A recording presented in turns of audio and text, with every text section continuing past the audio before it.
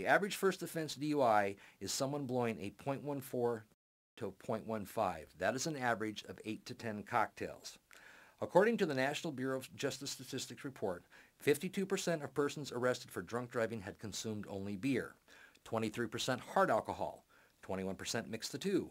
Persons drunk on wine, less than 1%. Now, do we believe that any of you would allow somebody to come into your establishment and drink 8 to 10 cocktails? No. But what they're going to do is they're going to start at home. They're going to be on their boat. They're going to be going from place to place to place to place. They're going to have a flask in their pocket, a bottle in their car. Don't kid yourselves any. But the bottom line is this. There's going to come that point in time when they begin to show signs of intoxication. You'll have to step to the plate and stop them from drinking and driving, simply because it's ethical. Look at it this way. We are one of the first lines of defense to stopping somebody from having too much alcohol and getting behind the wheel of their automobile and driving down the road. The automobile right next to you on the freeway, how close is that? 1, 2 feet away? When you're going up a 2-lane highway, how close does that car go by you going the other way?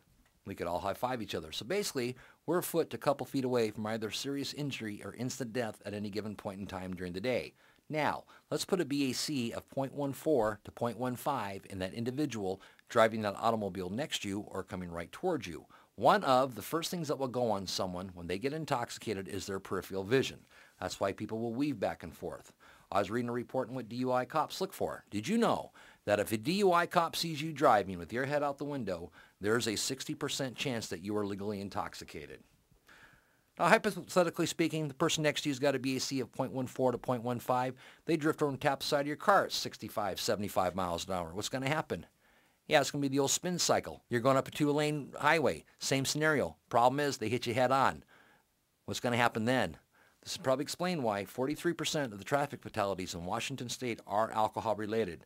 That doesn't even take into account the numerous people who are injured each year by drunk drivers.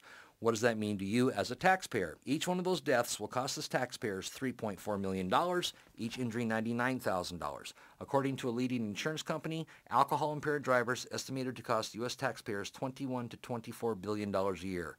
Here in Washington state, Harborview Medical Hospital Center budgets $50 million a year for DUI victims. 80% of that money comes from taxpayers. This is a problem in society. No one is immune from it. Studies show that 30% of the population could be hit by a drunk driver.